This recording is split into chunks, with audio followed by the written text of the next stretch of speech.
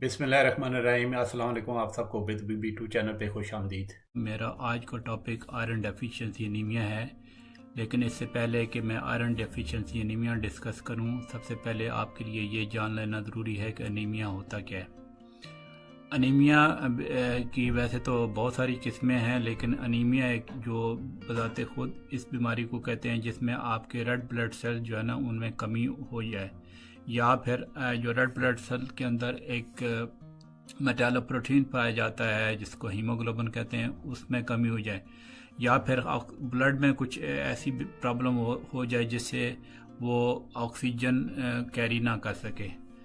तो जो अनीमिया, ये तो अनीमिया की आप बेसिक्स आपने जान ली। अब ये थोड़ा जान लें कि अनीमिया होता क्यों है। अनीमिया या तो खून की ज़ाया होने की वजह से हो सकता है। मिसाल के तौर पे अगर इंसान को किसी को चोट लग जाए, सपोज फ्रैक्चर हो जाए और बहुत सारा खून बह जाए, तो उस वजह से अनीमिया हो सकता है। या फिर मिसाल के तौर पे एक और भी ये चीज़ है कि अगर आपके निज़ाम है जिसको हम GIT कहते हैं, उसके अंदर ब्लीडिंग हो जाए, मिसाल जैसे कोई अल्सर वगैरह बन जाए, उसकी वजह से अनीमिया हो सकता है। या अगर जो आपके जो रेड ब्लड सेल्स होते हैं खून में, वो उसकी प्रोडक्शन कम हो जाए, उस वजह से अनीमिया हो सकता है। वो प्रोडक्शन क्यों कम हो जाती है? उसमें आयरन डेफिशिएंसी आ जाती है, विटामिन B12 डेफिशिएंसी आ जाती है, थैलासीमिया आ जाता है, और कई जो है मुख्तलिफ़ किस्म के जो बोन मैरो के कैंसर हैं, उस वजह से जो है ना ये इनकी रेड ब्लड सेल की डेफिशिएंसी हो सकती है। फिर ये कि रेड ब्लड सेल अगर ज़्यादा ब्रेक डाउन होना शुरू हो जाए तो उस वजह से भी अनीमिया हो सकता है। जैसे कुछ जेनेटिक कंडीशन है, मिसाल के तौर पे सिकल सेल अनीमिया है, या फिर इन्फेक्शन है जैसे मलेरिया है, और कुछ ऑटोइम्यून डिजीज़ होती हैं जिसमें इंसान के अपने ही जो है ना बॉडी के सेल के खिलाफ एंटीबॉडीज़ बनना शुरू हो जाती हैं, उसकी वजह से अनीमिया हो सकता है। अब थोड़ा सा ये भी जान लेते हैं कि हीमोग्लोबिन क्या होता है और ये इसका क्या बॉडी में मकसद होता है। हीमोग्लोबिन जो है ये एक मेटालोप्रोटीन है जो रेड ब्लड सेल में होता है। इसमें इसका काम बेसिकली ये है कि ये जो इसमें आयरन होता है साथ, और वो ऑक्सीजन कैरी करता है, लंग्स से लेके ऑक्सीजन लेके आता है, और फिर जो है ना ब्लड दूसरे बॉडी के टिश्यूज़ में जाता है, जिससे आप इंसान की बॉडी एक तरह की काम करती है। इसको मेटाबॉलिक सिस्टम कहते हैं। अब आते हैं मेन हम अपने टॉपिक की तरफ, जो आयरन डेफिशिएंसी एनीमिया है। जैसा कि मैंने आपको पहले बताया है कि हीमोग्लोबिन के साथ आयरन अटैच होती है, तो वो ये बेसिकली आयरन जो है ये पूरे बॉडी सेल में पाई जाती है। अब जब रेड ब्लड सेल में बेसिकली जो हीमोग्लोबिन के साथ अटैच होती है, उसका काम ये होता है कि वो ऑक्सीजन को लंग्स से कैरी करती है और फिर वो जो है बॉडी के टिश्यू तक पहुँचाती है, जिससे फिर पूरा आपके बॉडी का सिस्टम चलता है, मेटाबॉलिक प्रोसेस जिसको कहते हैं। यहाँ पे ये बात भी काबिल ज़िक्र है कि जो अनीमिया मतलब कि कितना अगर हीमोग्लोबिन हो तो अनीमिया डिक्लेयर किया जा सकता है। तो बेसिकली ये समझ लें कि जो है आपका जो मर्दों में 13 से कम हो, 13 ग्राम पर डेसीलीटर इसकी जो नापने की इकाई है, और इस तरह औरतों में अगर 12 से कम हो तो वो अनीमिया कहलाता है। मतलब अनीमिया जो है हीमोग्लोबिन की कमी अगर मर्दों में 13 से कम हो, औरतों में 12 से कम हो, तो फिर वो उसको अनीमिया लेबल करते हैं। आसान लफ्ज़ों में ये है कि कोई भी चीज़ जो आयरन के आपके उसके इंटरफेरेंस मतलब मेटाबॉलिज्म इंटरफेयर करे तो अनीमिया हो सकता है। इसमें जैसे मैंने पहले आपको बताया कि खून की ब्लड लॉस हो जाता है, जैसे मैंने सपोज फ्रैक्चर हो जाए, या फिर अगर आपकी GIT में, या लेट से जो वुमेन चाइल्ड बेयरिंग वुमेन होती हैं, यंग वुमेन, उनमें आके हैवी उनके पीरियड्स हो, उसमें भी अनीमिया हो सकता है। अब इसमें यह होता है कि जो है आयरन की जो कमी कैसे होती है, उससे क्या सिम्टम्स होती हैं, वो मैं थोड़ा सा आपको बताना चाहूँगा।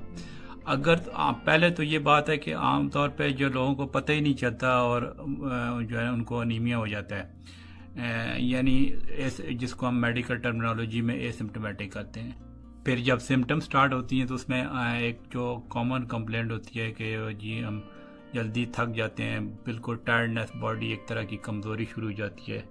तो ये सबसे कॉमनेस्ट मतलब शुरू में सिम्टम यही पेशेंट हमें बताते हैं। या फिर कुछ लोग हमें ये बताते हैं कि जी हम एक्सरसाइज करते थे और अब वो जिस समय ताकत नहीं रही कि सपोज अभी पहले ज़्यादा वॉक कर सकते थे, अब थोड़ी सी वॉक करने पे वो थक जाते हैं। तो ये शुरू में इस तरह की कंप्लेंट होती है, स्पेशली जब ये एनीमिया जो है स्लोली डेवलप हो रहा होता है। अब ये तो मैंने बताया कि ये जब स्लोली सिम्टम स्टार्ट होती हैं तो इस तरह की होती हैं, लेकिन अगर किसी बंदे को बहुत क्विक सिम्टम स्टार्ट हो जाए मतलब शदीद कमी हो जाए, तो उसमें ये हो जाता है कि इंसान की जो दिमागी हालत जो है ना वो कन्फ्यूजन का शिकार हो सकता है और ऐसा लगता है कि चक्कर आने लगे हैं या चक्कर आ भी जाते हैं, ठीक है। और फिर बंदे को बहुत ज़्यादा प्यास लग सकती है। ये एक तरह की ये इसकी सडन मतलब सिम्टम्स होती है। फिर आयरन डेफिशिएंसी एनीमिया में कुछ और सिम्टम भी होती हैं जो जिसके हमारे पास केसेस आते हैं। उसमें से कुछ लोग ये भी कंप्लेन करते हैं जी हमें बहुत गुस्सा जल्दी आ जाता है, ठीक है। और फिर चेस्ट पेन की काफ़ी कंप्लेन करते हैं, या उनको ये लगता है कि हमें अपनी धड़कन फील हो रही है। सांस की भी तकलीफ़ हो सकती है, या आपकी जो है ना बॉडी में ऐसे मतलब जो है ना वो कहते हैं जी हमारे पहुंच जा रहे हैं, या इस तरह मतलब हमें नम्बनेस या मतलब हमारी जो है ना सेंसेशन नहीं फील हो रही, इस तरह की वो आ जाते हैं। अपनी उनकी ज़ुबान का इन्फेक्शन हो सकता है जिसको ग्लोसाइटिस बोलते हैं, ठीक है। और माउथ के जो है ना जो कॉर्नर्स होते हैं उसको इन्फ्लेमेशन हो सकती है जिसको हम एंगुलर चिलाइटिस बोलते हैं। और अगर लॉन्ग स्टैंडिंग अनीमिया हो तो जो है ना उनके जो नाखून है वो बिल्कुल ऐसे स्पून की तरह उनकी शेप हो जाती है जिसको हम कालोनिकिया कहते हैं। और अक्सर मरीज़ों में ये भी शिकायत होती है जी हमें भूख भी कम लगती है। या फिर कुछ और ऐसे मरीज़ भी आते हैं जिनको कहते हैं जी हमें उनके कोई चीज़ स्वेलो करने में डिफ़िकल्टी हो रही है, जिसको हम उसका एक ख़ास नाम है प्लमर विल्सन सिंड्रोम कहते हैं, उसकी तरफ मैं थोड़ा बाद में आऊँगा। और फिर उनके कुछ लोग कहते हैं जी हमारी जो है ना हम टांग खुद ही वो जो है ना ऐसे बैठे बैठे हमारी टांग ऐसे हिलना शुरू हो जाती है। अब आ जाते हैं कि ये क्यों होता है आयरन डेफिशिएंसी। तो इसमें ये होता है कि जैसा कि मैंने पहले बताया कि हीमोग्लोबिन के साथ आयरन अटैच होती है।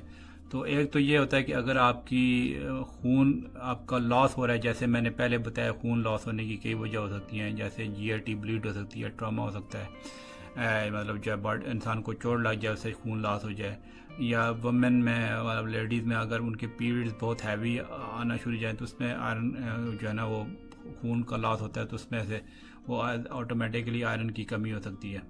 कहने का मतलब यह है कि जो भी जिस चीज़ से भी आयरन की कमी होती है ना उससे ये अनीमिया हो सकता है। या तो जो है आयरन की डिमांड बॉडी में बढ़ जाए, या मतलब जो है ना आयरन का लॉस होना शुरू हो जाए, या फिर आप डाइट में जो है ना वो आयरन कम ले रहे हैं तो इस वजह से ये आयरन डेफिशिएंसी हो सकती है। यहाँ पे ये बात भी मैं बताना ज़रूरी समझता हूँ कि बच्चों में भी ये आयरन डेफिशिएंसी एनीमिया हो सकता है। और उसमें से एक सबसे बड़ी वजह जो है ना बच्चों के जो पेट में कीड़े हो जाते हैं वो भी एक मतलब जो है ना उससे एक बहुत बड़ी रीज़न है आयरन डेफिशिएंसी की। उसमें क्या होता है कि आपकी जो पेट के कीड़े होते हैं ना वो आंतों से वो अटैच हो जाते हैं और आंतों की जो है ना वो सोजिश शुरू कर देते हैं, जिसकी वजह से आस्ता आस्ता ब्लड लॉस होता रहता है। तो वो जो है ना वो इंसान को ज़ाहिर है जैसे मैंने बोला ब्लड लॉस की वजह से एनीमिया होता है। तो जैसे अगर वो जब जो है कीड़े जो है पेट के कीड़े अगर आंतों से वो इन्फ्लेमेशन करेंगे तो ज़ाहिर है ब्लड लॉस होगा, तो उस वजह से एनीमिया हो जाएगा। तो ये भी एक बहुत बड़ी वजह है एनीमिया में की ख़ास तौर पर बच्चों में। अब बच्चों के हवाले से बात हो रही है तो इसमें मैं थोड़ा सा मज़ीद भी बताना चाहूँगा कि अगर बच्चों में ये आयरन की कमी हो जाए जैसे कीड़ों की वजह से, या डाइटरी इनटेक में मतलब जो है आयरन की कमी से, तो उसमें उनकी जो है ना न्यूरोलॉजिकल डेवलपमेंट मुतासर हो सकती है। मतलब ये समझ लें कि उनका जो है ना दिमाग कमज़ोर हो सकता है और उनकी जो है मतलब सोचने समझने की जो सलाहियत है या पढ़ने लिखने की सलाहियत है वो उसमें अच्छी खासी कमी हो सकती है। क्योंकि उसका मैकेनिज़्म यह है कि अगर मतलब जब आयरन की कमी हो तो ऑटोमेटिकली बॉडी कंपनसेट करने की कोशिश करती है कि रेड ब्लड सेल को आयरन दी जाए, क्योंकि उसमें से वो चूँकि वाइटल एक फंक्शन है कि ऑक्सीजन कैरी करते हैं टिश्यूज़ को। तो चूँकि वो रेड ब्लड सेल में मतलब जो बची कुछ आयरन उसमें चली जाती है तो दिमाग को आयरन कम पहुँचती है, इस वजह से न्यूरोलॉजिकल डेवलपमेंट सही नहीं हो पाती बच्चों में। बच्चों के हवाले से भी बात होगी और यंग लड़कियों के हवाले से बात होगी कि उनके पीरियड्स अगर हैवी हों तो उसमें से भी वो ब्लड लॉस हो जाता है। तो अब थोड़ा बात करते हैं कि जो थोड़ी एल्डरली फीमेल्स हैं जिनका मीनोपाथ हो जाता है, लाइक फॉर एग्जाम्पल 50-60 एज की या उससे प्लस जो है ना, तो उसमें एक बहुत बड़ी जो रीज़न होती है अनीमिया की वो ये होता है कि उनकी गैस्ट्रोइंटेस्टाइनल ब्लीडिंग, मतलब जो है ना उनके निज़ाम जो होता है उनके अंदर किसी भी जगह पे ब्लीडिंग हो सकती है।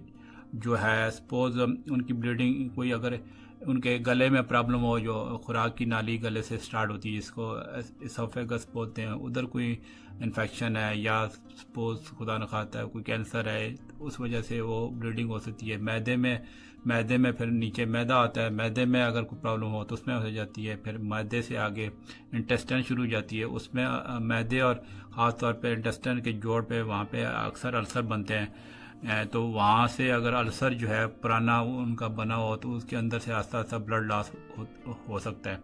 फिर अगर नीचे आए जब आंतों से, फिर तो उसमें बड़ी आंत में मतलब जो है प्रॉब्लम हो सकती है। कई भी मतलब जो निज़ाम के किसी भी हिस्से में प्रॉब्लम की वजह से खून रिसता है तो फिर उससे अनीमिया हो सकता है। बड़ी उम्र में ये भी कैंसर भी एक बहुत बड़ी वजह होती है अनीमिया होने की। जैसे बड़ी आंत का कैंसर है, ये भी काफ़ी कॉमन है, उसमें भी आस्ता आस्ता इंसान का ब्लड जो है लॉस होता है। इसके साथ साथ ये भी मैं जिक्र करना चाहूँगा कि हमारे जो तरक्की पजीर मुल्क हैं जैसे पाकिस्तान है, बांग्लादेश, इंडिया या और जो मतलब जो है डेवलपिंग नेशन है, उसमें एक बहुत बड़ी रीज़न होती है खुराक में आयरन की कमी। उस वजह से जो है ना अनीमिया हो सकता है। अब अनीमिया का जो जैसे मैंने पहले बताया कि रेड ब्लड सेल्स की कमी जिसमें अंदर हीमोग्लोबिन होता है उसकी कमी, तो इस वजह से अनीमिया होता है। तो इसमें ये होता है कि जो आयरन जिस चीज़ में पाया जाता है, मिसाल के तौर पे गोश्त में, अंडों में, और जो है वो ग्रीन जो है वेजिटेबल्स होती हैं या फिर आयरन फोर्टिफाइड फूड्स होती हैं, अगर वो चीज़ें ज़ाहिर ना लें तो फिर ज़ाहिर आयरन की कमी हो जाती है। जैसे अभी मिसाल के तौर पे गोश्त में आयरन अच्छा खासा पाया जाता है, तो गोश्त एक जो है ना बंदा नहीं खाएगा तो उसको ज़ाहिर आयरन डेफिशिएंसी अनीमिया हो सकता है। बच्चों में एक और भी बड़ी रीज़न ये हो सकती है कि जो बच्चे गाय का दूध पीते हैं उससे अगर कोई और आयरन उनकी मतलब डाइटरी सोर्सेज में नहीं है तो फिर उसमें भी कमी जाती है, क्योंकि गाय का दूध जो है ना वो डेफिशिएंट होता है आयरन में। फिर इसमें मज़ीद ये है कि कुछ ऐसी बीमारियां भी होती हैं जिसमें आयरन की जो बॉडी में अब्जॉर्प्शन ही नहीं होती, मतलब आयरन जो है ना जज़ब ही नहीं हो सकती। उसमें मिसाल के तौर पे एक बीमारी होती है सीलिक डिजीज़ होती है, या अगर आपके स्टमक में एच पाइलोरी का इन्फेक्शन हो गया है तो उसमें जो है उसकी जो है ना वो इन्फेक्शन की वजह से जो है ना उस स्टमक का एसिड प्रोडक्शन जो है कम हो गया है, तो उस वजह से भी आयरन की अब्जॉर्प्शन रुक सकती है। तो बेसिकली ये कहने का मकसद ये है कि जो तजाबियत है ना मैदे की वो चाहिए होती है आयरन को जो है ना उसको प्रॉपर फॉर्म में अब्जॉर्ब करने के लिए। तो अगर तजाबियत की उसमें बिल्कुल मैदे में जो है ना हाइड्रोक्लोरिक एसिड HCl कम हो गया तो वो ज़ाहिर है उसकी वजह से भी आयरन के जो एक्टिव कंपोनेंट की अब्जॉर्प्शन रुक सकती है। कि जो प्रेग्नेंट लेडीज़ होती हैं उनमें भी आयरन की अच्छी खासी कमी हो सकती है, क्योंकि ज़ाहिर उसमें इंसान को जो लेडीज़ को आयरन की ज़्यादा रिक्वायरमेंट होती है, तो अगर वो उनकी डाइट में प्रॉपर आयरन नहीं है या वो सप्लीमेंट्स नहीं ले रही तो ये भी एक अनीमिया का बायस बन सकती है। ये तो कुछ होगी कि आयरन की कमी की डिफरेंट प्रेजेंटेशन। मैंने ज़्यादा जो है वैसे तो बहुत सारी रेयर प्रॉब्लम भी हो सकती हैं, लेकिन मैंने ज़्यादा जो इम्पोर्टेंट वजह डिस्कस की हैं, वरना आप कंफ्यूज हो जाएगी। क्योंकि जैसे मैंने पहले बोलता हूँ अक्सर अपनी वीडियोस में कि मेडिकल एक बहुत बड़ा वसी सब्जेक्ट है। इसमें से इवन एक टॉपिक पे भी आप घंटों कई बल्कि दिनों की वीडियो बना सकते हैं। तो बहरहाल मैं मुख्तसरन यही कोशिश करता हूँ कि आपको इम्पोर्टेंट जो चीज़ है वो बताऊँ। अब आ जाते हैं कि इसके जो आयरन की जो डेफिशिएंसी अनीमिया जब हम सस्पेक्ट करते हैं तो उसमें फिर हम पेशेंट जब हमारे पास आते हैं तो उसमें हम क्या देखते हैं। एक तो ज़ाहिर हिस्ट्री लेते हैं कि उसमें हम एवेलुएट करने की कोशिश करते हैं कि उसकी डाइटरी डेफिशिएंसी तो नहीं है या ब्लड लॉस तो नहीं हो रहा, या मतलब पेशेंट की कोई ऐसी हिस्ट्री है कि जिससे ये सजेस्ट होता हो कि उनके अंदर GIT में ब्लीड हो रहा है।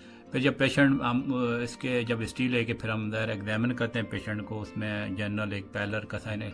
यहाँ पे ये याद रखने की ज़रूरत है कि जो पेल होने का जो मतलब कहते हैं ना कि पीला हो गया बंदा, तो उसमें उसकी जो है ना वो आमतौर पे सीवियर कंडीशन में होती है। तो इसका मतलब यह है कि आयरन की डेफिशिएंसी पहले से स्टार्ट होती है, तो तब वो जो है ना मतलब जो है मतलब उसके अलावा मतलब और सिम्टम जैसे थकान और इस तरह की हेडेक वगैरह और जनरलाइज जो है ना वीकनेस की फीलिंग हो जाती है। तो जो पीलापन ये समझ लें जो आ गया है, तो इसका मतलब वो आयरन की उसको ना शदीद जो है ना मतलब कमी हो गई, यानी अनीमिया ज़्यादा हो गया, किसी और वजह से भी है जो।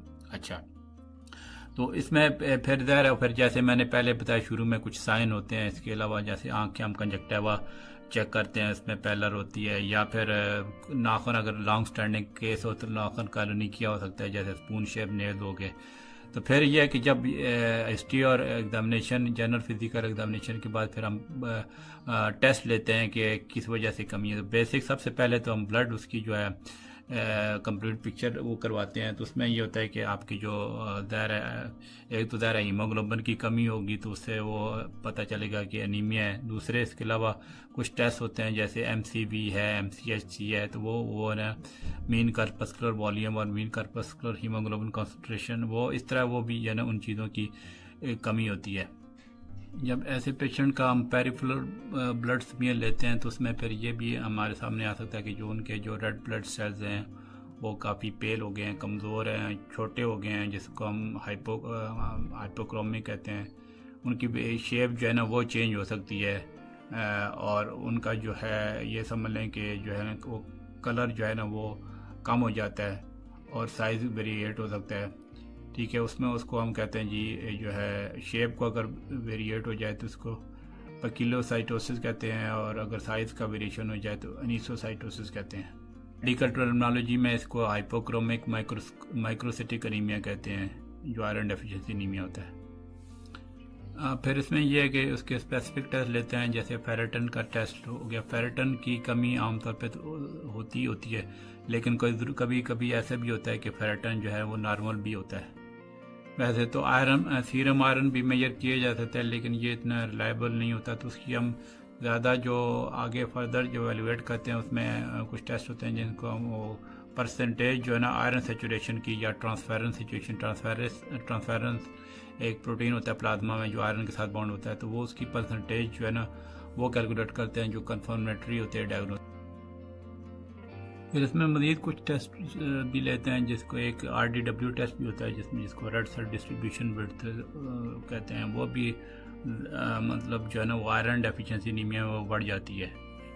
और यहाँ पे ये बात भी काबिल ज़िक्र है कि आमतौर पे क्या होता है कि जो है अगर अनीमिया आ जाए तो वहाँ पाकिस्तान में तो ख़ास तौर पे और कई और मुल्कों में जो ना फटाफट आयरन की टैबलेट्स और इस तरह देना शुरू कर देते हैं, लेकिन मेरे हिसाब से ये तरीका ठीक नहीं है, और हमेशा पहले डिफ्रेंशिएट करना चाहिए, क्योंकि और कंडीशन में भी जो है ना अनीमिया हो सकता है, जिसको हम हीमोग्लोबिन एक इलेक्ट्रोफोरेसिस टेस्ट होता है जिसमें से वो डिफ्रेंशिएट करना चाहिए। ठीक है, मतलब अगर किसी और वजह से कंफर्म नहीं हो रहा सही तरह की आयरन डेफिशिएंसी एनीमिया है, तो उसको बिल्कुल इलेक्ट्रोफोरेसिस से कंफर्म होना चाहिए, क्योंकि एक कंडीशन होती है जिसको थैलासीमिया माइनर कहते हैं, जिसमें ये होता है कि थैलासीमिया माइनर जो है ना वो उससे मिलता जुलता है, उसकी पिक्चर आती है, लेकिन यह कि अगर सपोज एक बंदे को थैलासीमिया माइनर है और उसको आयरन से ट्रीटमेंट का इस गलतफहमी में कि ये इसको आयरन डेफिशिएंसी एनीमिया है तो उसको ट्रीटमेंट शुरू कर दी जाए ना, तो वो बहुत बड़ा नुकसान हो सकता है, और वो डेंजरस कंडीशन है कि हीमोक्रोमेटोसिस कहते हैं, जिससे जिगर की वो बड़ा मसला हो सकता है, तो वो हो सकती है। तो इस वजह से हमेशा पेशेंट जब आता है तो उसको प्रॉपर हिस्ट्री और एग्जामिनेशन करके उसका प्रॉपर डायग्नोसिस स्टैब्लिश करना चाहिए कि ये बाकी आयरन डेफिशिएंसी एनीमिया है या कोई और रीज़न भी हो सकती है। अब आ जाते हैं कि जो ये अगर आयरन डेफिशिएंसी एनीमिया के केसेस को हम ट्रीट किस तरह कर सकते हैं। इसमें सबसे इम्पॉर्टेंट बात तो ये ध्यान में रखने की हमेशा कि ट्रीटमेंट जो है ना वो कॉज को आइडेंटिफाई करके करनी चाहिए। अब पाकिस्तान में या कुछ और मुल्कों में होता क्या है कि जी लोग ऐसे ही फार्मेसी पे जाते हैं, जी ये खूर की कमी है दवाई देने, तो उठा के दवाई फार्मेसी पे भी डॉक्टर बने होते हैं, उठा के आयरन की दवाई वो दे देते हैं बगैर के डायग्नोज किए कि आयरन डेफिशिएंसी एनीमिया था भी है, मतलब उसमें पेशेंट है भी नहीं। तो ये जो है ना मैं समझता हूँ बहुत गलत प्रैक्टिस है, और मेरा भी जो ये चैनल बनाने का मकसद भी यही है कि मैं हमेशा जो ये इस तरह की मेल प्रैक्टिसेस हो रही हैं तो उनके ख़िलाफ़ मतलब जो है ना अपनी आवाज़ उठाऊं और हमेशा जो सही तरीका इलाज है उसके मुताबिक जो है ना पेशेंट्स को गाइडलाइन दूं। तो अभी जैसा कि मैंने बोला कि सबसे पहले तो आइडेंटिफाई करना ज़रूरी है कि कॉज है। मिसाल के तौर पे एक बंदे में डाइट में आयरन की कमी की वजह से आयरन डेफिशिएंसी हो रही है तो उसमें को आयरन के सप्लीमेंट्स दे सकते हैं, जैसे और टैबलेट्स आती हैं, आयरन की टैबलेट्स आती हैं। उसमें साथ आमतौर पे विटामिन सी जो है ना उसमें भी प्रिस्क्राइब कर सकते हैं, साथ विटामिन सी की टैबलेट या फिर विटामिन सी जिन चीज़ों में होता है जैसे फ्रूट्स में, तो उनमें हम ये रिकमेंड करते हैं कि फ्रूट्स ज़्यादा खाओ क्योंकि विटामिन सी जो है आयरन की जो है बॉडी में अब्जॉर्प्शन में मदद करता है। इसके साथ साथ पेशेंट्स को ये भी बताना ज़रूरी होता है कि ओरल ट्रीटमेंट से कुछ साइड इफ़ेक्ट्स भी हो जाते हैं। जैसे कुछ लोग जो है ना 15-20% लोग जो है ना ये कंप्लेन करते हैं जी हमने आयरन की टैबलेट खाई थी तो कॉन्स्टिपेशन होगी, तो ये भी एक बहुत बड़ा साइड इफ़ेक्ट है। तो ऐसे पेशेंट्स को फिर या जो लोग आयरन ओरली टॉलरेट नहीं कर सकते उनके और ट्रीटमेंट ऑप्शन भी अवेलेबल है। फिर ओरल ट्रीटमेंट हम ये भी ख्याल रखते हैं कि पेशेंट को बताना चाहिए, बल्कि जो है मैं ये डायरेक्ट कर रहा हूँ ये जो बात है उन लोगों को जो ऐसे ही प्रिस्क्राइब कर देते हैं बगैर उनको जो है ना सही तरह गाइडलाइन दिए। तो उसमें ये बताना भी ज़रूरी है कि जो पेशेंट्स जो है ना जब आयरन टैबलेट्स उनको हम प्रिस्क्राइब करते हैं तो आमतौर पर उनको हम ये बताते हैं कि आप एम्प्टी स्टमक लें क्योंकि फूड के साथ उनकी अब्जॉर्प्शन में कमी हो सकती है। और जैसा कि मैंने पहले बोला है कि विटामिन सी के साथ उनकी अब्जॉर्प्शन अच्छी होती है, तो आमतौर पे हम विटामिन सी जो है ना कि उसके सप्लीमेंट्स या फिर जो है ना विटामिन सी की जो ज़्यादा जिसमें खुराक में होता है जैसे फ्रूट्स वगैरह, तो उसमें उसको हम बताते हैं कि ये भी आप साथ लें ताकि आयरन की अब्जॉर्प्शन अच्छी हो जाए। अब ये कुछ लोग नहीं टॉलरेट कर सकते आयरन ओरली, तो उनको हम सजेस्ट करते हैं कि अगर या तो आप ब्लड ट्रांसफ्यूजन लगवा लें, ब्लड से शदीद केस है, इस तरह का बहुत ज़्यादा कमी है, या फिर जो है ना आयरन उनके जो इन्फ्यूजन मतलब जो है ना उनका इंजेक्शन भी आते हैं। तो जैसे फॉर एग्जाम्पल कुछ डायलिसिस वाले पेशेंट होते हैं उनको जो है ना वो ओरली नहीं देते तो उनको जो है ना आईवी जो है इंजेक्शन लगते हैं आयरन के, ठीक है। और इसके साथ साथ ये भी बात ध्यान में रखना ज़रूरी है कि आईवी ट्रीटमेंट में भी रिएक्शन हो सकते हैं, एनाफाइलैक्सिस मतलब सीवियर एलर्जिक रिएक्शन हो सकते हैं। तो इस वजह से ये भी बहुत ध्यान से देनी चाहिए ये आईवी ट्रीटमेंट।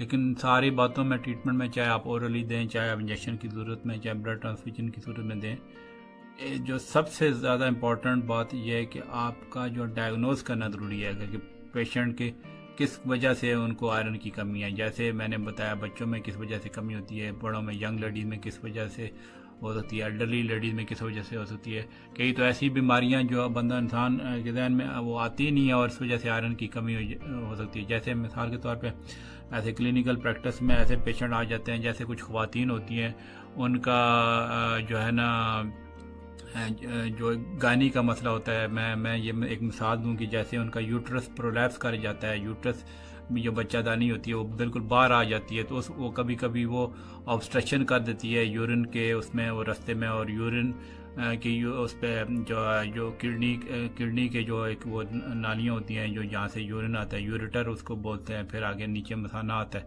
अगर लेट से उसकी वजह ऑब्स्ट्रक्शन की वजह से उन पे प्रेशर पड़ जाए तो किडनी को ब्लड सप्लाई कम हो सकती है, तो यूरेटर के प्रेशर की वजह से, और किडनी के डैमेज होने का बहुत शदीद ख़तरा होता है। तो किडनी का डैमेज हो तो फिर ज़ाहिर है उसकी वजह से भी एनीमिया हो सकता है। तो ये सारी बेसिकली जो है ना ये रीज़न आइडेंटिफाई करने चाहिए। मैं बार बार यही रिक्वेस्ट करता हूँ कि अक्सर जो है ऐसे केसेस को नहीं ट्रीट करें।